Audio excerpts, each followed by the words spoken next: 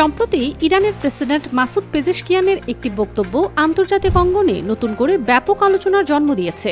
তিনি বলেছেন, আমরা আমাদের সক্ষমতাকে এমন একটি পর্যায়ে নিয়ে যাব যা পুরো পৃথিবী কখনো কল্পনাও করতে পারেনি। এই মন্তব্য প্রকাশের পর থেকেই মধ্যপ্রাচ্য, পশ্চিমা বিশ্ব এবং আন্তর্জাতিক নিরাপত্তা বিশ্লেষকদের মধ্যে নতুন করে নানা প্রশ্ন উঠতে শুরু করেছে। অনেকে জানতে চাইছেন, ইরান আসলে কোন ধরনের সক্ষমতার ইঙ্গিত দিচ্ছে। দীর্ঘদিন ধরেই ইরানের পরমাণু কর্মসূচি আন্তর্জাতিক রাজনীতির অন্যতম আলোচিত বিষয়। বিশেষ করে ইউরেনিয়াম সমৃদ্ধকরণ, ব্যালিস্টিক ক্ষেপণাস্ত্র কর্মসূচি এবং সামরিক প্রযুক্তির উন্নয়নকে ঘিরে বিভিন্ন সময়ে আন্তর্জাতিক মহলে উদ্বেগ প্রকাশ করা হয়েছে। তবে ইরান বরাবরই দাবি করে এসেছে, তাদের পারমাণবিক কার্যক্রম সম্পূর্ণ শান্তিপূর্ণ এবং আন্তর্জাতিক আইনের আওতায় পরিচালিত হচ্ছে। তেহরানের ভাষ্য অনুযায়ী এসব কর্মসূচির মূল উদ্দেশ্য দেশের নিরাপত্তা ও প্রতিরক্ষা সক্ষমতা আরও শক্তিশালী করা।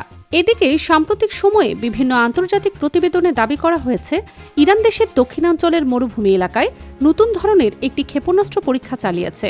কিছু প্রতিবেদনে পরীক্ষাটি সফল হয়েছে বলেও উল্লেখ করা হয়েছে। একই সঙ্গে ক্ষেপণাস্ত্রটির বাহ্যিক রং সবুজ ছিল এবং এটি উচ্চগতির একটি উন্নত ক্ষেপণাস্ত্র হতে পারে বলে সামরিক বিশ্লেষকদের একটি অংশ ধারণা করছেন। তবে এর প্রকৃত গতি, পাল্লা কিংবা প্রযুক্তিগত সক্ষমতা সম্পর্কে ইরান এখনও আনুষ্ঠানিকভাবে বিস্তারিত কোনো তথ্য প্রকাশ করেনি।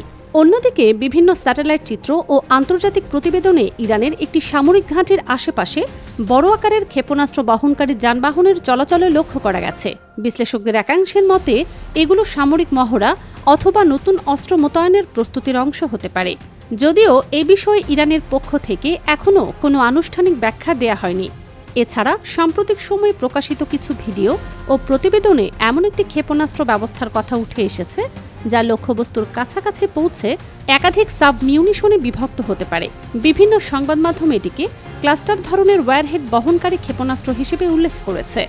তবে এই প্রযুক্তির প্রকৃত সক্ষমতা এবং কার্যকারিতা সম্পর্কে স্বাধীনভাবে নিশ্চিত হওয়া সম্ভব হয়নি। পারমাণবিক অস্ত্রের প্রশ্নে ইরানের অবস্থানও আগের মতোই অপরিবর্তিত রয়েছে। দেশটি বহুবার জানিয়েছে, তাদের কাছে কোনো পারমাণবিক অস্ত্র নেই এবং এমন অস্ত্র তৈরির পরিকল্পনাও নেই।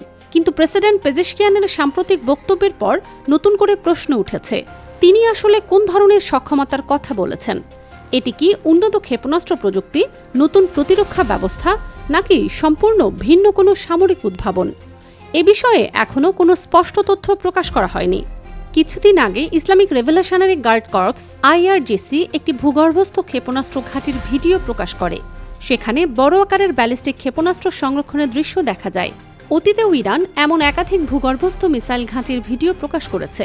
তবে সাম্প্রতিক ভিডিওতে প্রদর্শিত কিছু ক্ষেপণাস্ত্র আগের তুলনায় আকারে বড় এবং আরও উন্নত বলে বিভিন্ন সামরিক পর্যবেক্ষক মন্তব্য করেছেন। তবে এসব ক্ষেপণাস্ত্র সম্পূর্ণ নতুন নাকি আগে থেকেই ইরানের অস্ত্রভাণ্ডারের অংশ ছিল তা এখনও নিশ্চিতভাবে জানা যায়নি। অনেক বিশ্লেষকদের মতে এগুলো হয়তো আগে থেকেই বিদ্যমান ছিল, কিন্তু এবার প্রথমবারের মতো প্রকাশ্যে প্রদর্শন করা হয়েছে। আবার অন্যদের ধারণা, এটি ইরানের নতুন প্রজন্মের ক্ষেপণাস্ত্র কর্মসূচির অংশ হতে পারে। তবে এ বিষয়ে ইরান সরকার এখনও কোনো আনুষ্ঠানিক ব্যাখ্যা দেয়নি। এদিকে মধ্যপ্রাচ্যের নিরাপত্তা পরিস্থিতিও ক্রমেই আরও জটিল হয়ে উঠছে। বিভিন্ন প্রতিবেদনে বলা হয়েছে, ইরান তাদের আকাশ প্রতিরক্ষা ব্যবস্থা আরও শক্তিশালী করার কাজ চালিয়ে যাচ্ছে। পাশাপাশি নৌবাহিনী, ক্ষেপণাস্ত্র বাহিনী এবং অন্যান্য সামরিক ইউনিটের আধুনিকায়নের বিষয়টিও আন্তর্জাতিক সংবাদ মাধ্যমে উঠে এসেছে।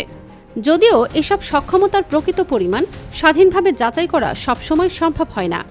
সব মিলিয়ে প্রেসিডেন্ট মাসুদ পেজেশকিয়ানের বক্তব্য নতুন করে আন্তর্জাতিক অঙ্গনে অসংখ্য প্রশ্নের জন্ম দিয়েছে।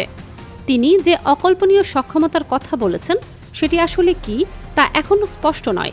তবে আন্তর্জাতিক পর্যবেক্ষকদের ধারণা, ভবিষ্যতে ইরান যদি নতুন কোনো সামরিক প্রযুক্তি বা প্রতিরক্ষা ব্যবস্থা আনুষ্ঠানিকভাবে প্রকাশ করে, তাহলে বর্তমান আলোচনার অনেক প্রশ্নের উত্তর মিলতে পারে। এখন পুরো বিশ্বের নজর ইরানের পরবর্তী পদক্ষেপের দিকে।